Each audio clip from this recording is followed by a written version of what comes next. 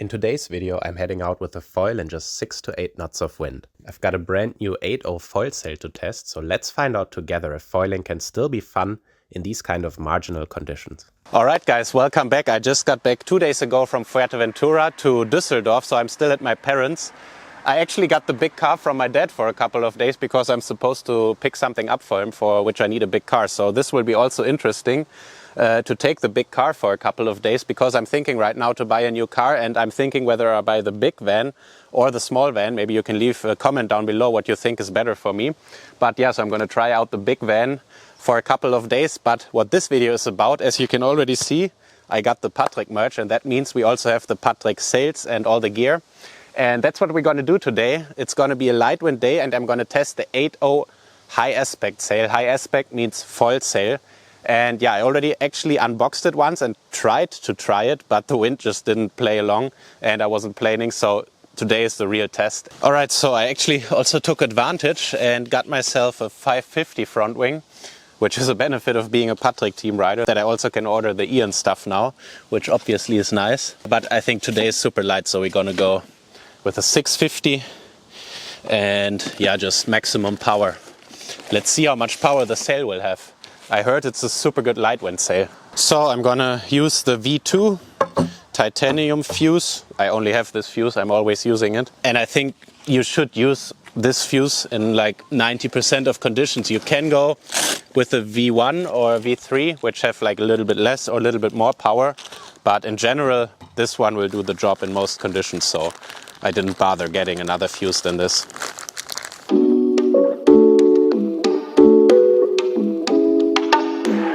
Alright, so let's take a look at the 8.0 HA sail.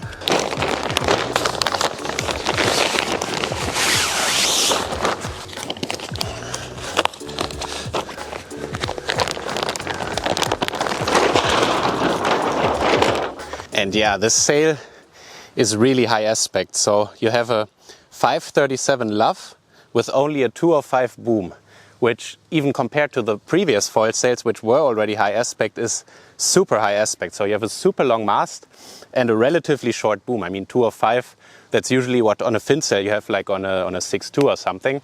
And here you have it on an 8.0. And what that should do, in theory, the sails have to be a lot more aerodynamic in foiling, because the drag you get from the aerodynamics is a lot more important than on the fin. I actually tried to ask like ChatGPT to get an answer.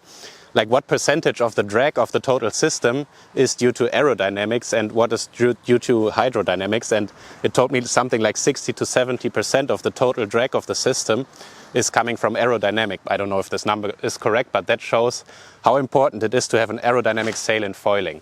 And a high aspect sail is more aerodynamically efficient.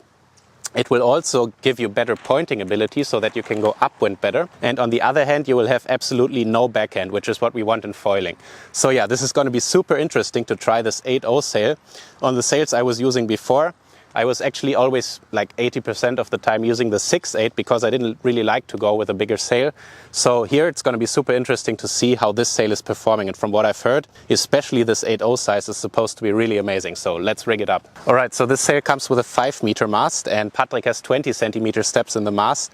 And what's interesting, there's actually a mark right here so that you're always aligning the mast correctly. You can see when these two match, you're aligning the mast correctly, and then you're also always putting this mark to the outside of the sail so that you kind of always have the mast in the same direction in the sail. I won't go into depth of why, but this gives you basically just a really more steady performance because you can be sure that you always have the mast aligned correctly in your sail.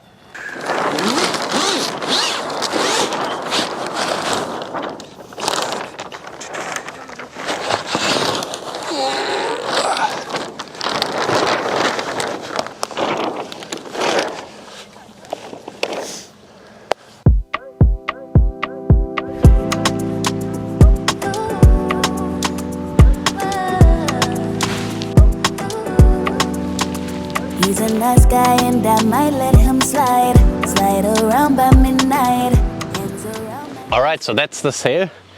On the first look, it looks super clean. I think the only thing is these two tiny little wrinkles up there, but maybe this we can fix with the batten tension. But we're gonna try the sail now without adjusting anything, just out of the box how it is.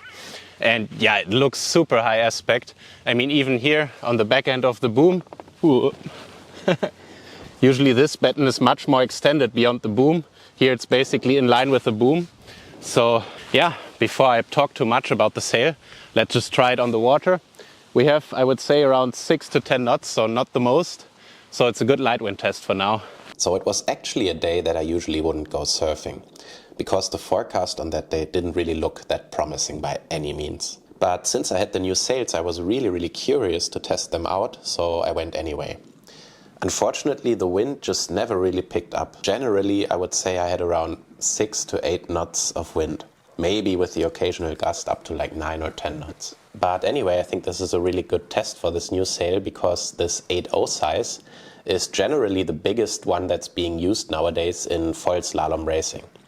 So the first thing that I noticed on that sail is that it didn't really feel heavy at all for being like the biggest foil sail that you're gonna use. It felt like a size smaller, actually, more like a 7.0 than an 8.0. I would say with my setup of the 650 front wing that I needed around 8 knots to get flying, and I'm around 90 kilos of weight, just for reference. And then I could keep flying through to like maybe 6 knots of wind. And when it went below that for more than a few seconds, I would fall off again. So it was actually not one of those kind of days that you sometimes have where once you get up on the foil and you're flying that you don't touch down anymore, because it was just too patchy for that. So I always had a run and then I was falling off again. Let's talk a bit about the jibe. And the jibe on the foil gear in this super light wind is actually kind of tricky. Why is that? It's because, like I said, I generally had around 6 to 8 knots of wind, and the speed is much higher. So I think my max speed was 24 knots that day. And let's say that even if the best gust I had was 12 knots, that still doubles my speed to the wind speed. So the problem in the jibe then is when you're going in with 20 knots of wind, downwind, and you only have like 8 knots of wind, you're backwinding. So you're overtaking the wind, and the wind is pushing against your sail, what you don't want, because that puts you really off balance. And yeah, that's generally the issue that you have in super light wind. And actually the last few months I was using normal fin slalom sails for foiling, because I was without a sponsor and I didn't have any foil sails anymore. So I could really feel the difference today between those normal fin slalom sails and the foil slalom sails. Once you go on a foil slalom sail, you don't want to go back to a fin slalom sail, because those have a much wider outhaul, so you backwind that much more. And with this sail that is super high aspect, the backwinding was actually not that big of a problem. Still, you can see that I'm not making the jibe most of the time. I usually wouldn't go out in these kind of conditions, so I think I'm lacking a bit of practice, because generally I go out in like, let's say, 10 plus knots and not below 10 knots. But yeah, still with this only 2 meter outhaul that you have on this 8.0 sail, the sail still jibes really nicely when you're backwinding, but I need to work on my technique here in the jibes for sure.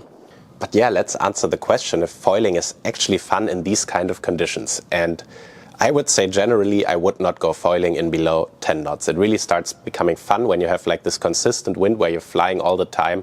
And on the lake, at least, when you have this 8 knots, the wind just drops down way too low in the lulls to keep flying consistently, and that makes it really exhausting. But on the other hand, it is actually great training, because you're working a lot. I would say you're working more in this kind of winds physically than you do when the wind is a little bit higher, because you need to pump so much, you need to work so much on the jibes.